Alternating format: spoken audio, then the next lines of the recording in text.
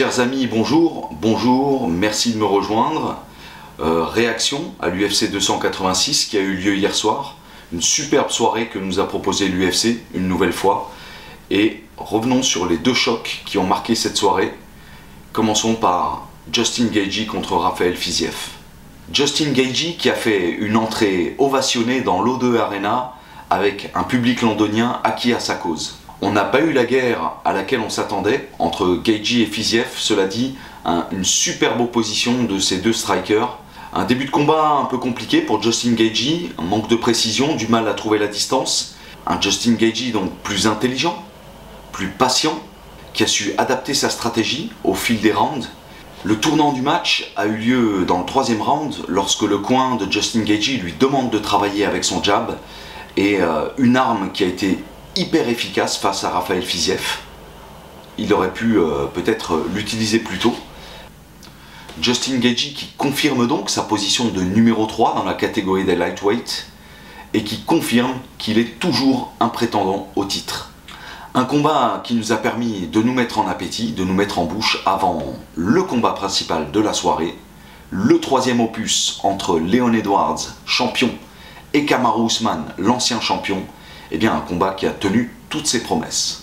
Pour ce troisième combat, on se posait la question de l'état mental, dans quel état psychologique Kamaru Usman allait revenir suite à sa dernière défaite et à ce chaos terrible que lui avait infligé Leon Edwards dans le deuxième opus. Eh bien, on a pu voir dès le début du combat un Leon Edwards déterminé, un petit peu comme je l'avais pressenti dans la présentation de la soirée, un Leon Edwards qui s'est affirmé en tant que champion. Et on a pu très vite sentir que Kamaru Usman eh bien, n'était pas complètement détaché psychologiquement de ce dernier chaos.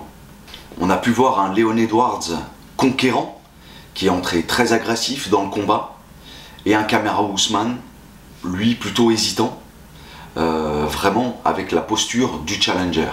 Très tôt dans le combat, on a vu Leon Edwards prendre les devants et attaquer la section basse du corps de Kamaru Usman. En effet, on sait que Kamaru a beaucoup lutté, a fait beaucoup de combats, et on sait qu'il a cumulé de nombreuses blessures, et notamment au genou, et c'est le point que visait Leon Edwards. Il a su également parfaitement défendre toutes les tentatives d'amener au sol, les tentatives de lutte de Kamaru Usman. On a également vu de très bons déplacements de la part de Leon Edwards, qui a parfaitement géré la distance et les mouvements dans la cage pour ne pas se faire enfermer contre le grillage comme il l'avait été lors de la revanche, lors de l'UFC 278.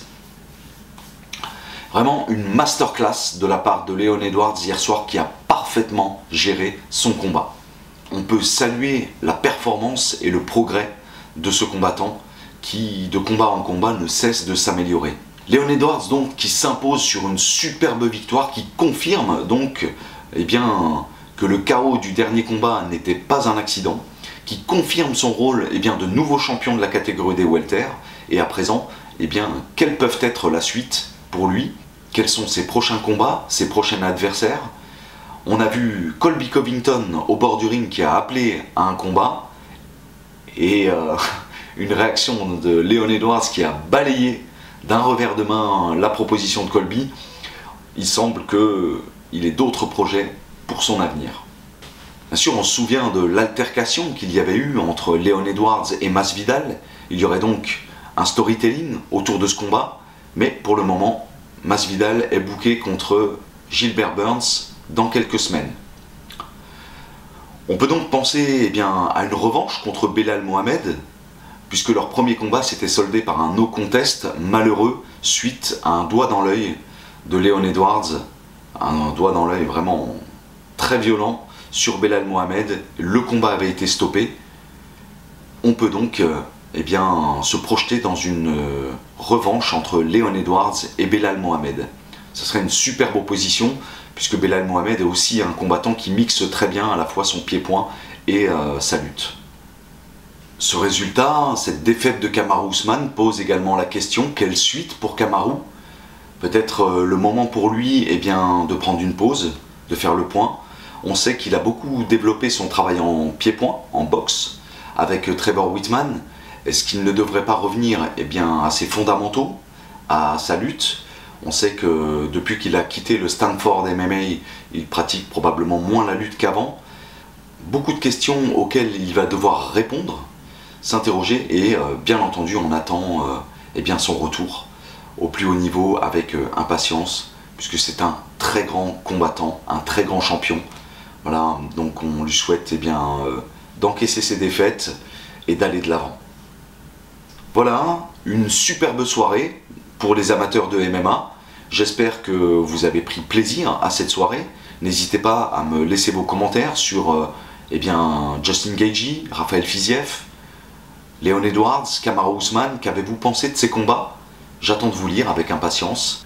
Nous nous retrouverons pour le prochain événement, l'UFC 287, qui aura pour tête d'affiche eh bien, la revanche entre Alex Pereira, le nouveau champion de la catégorie des middleweight, et l'ancien champion Israël Adesanya.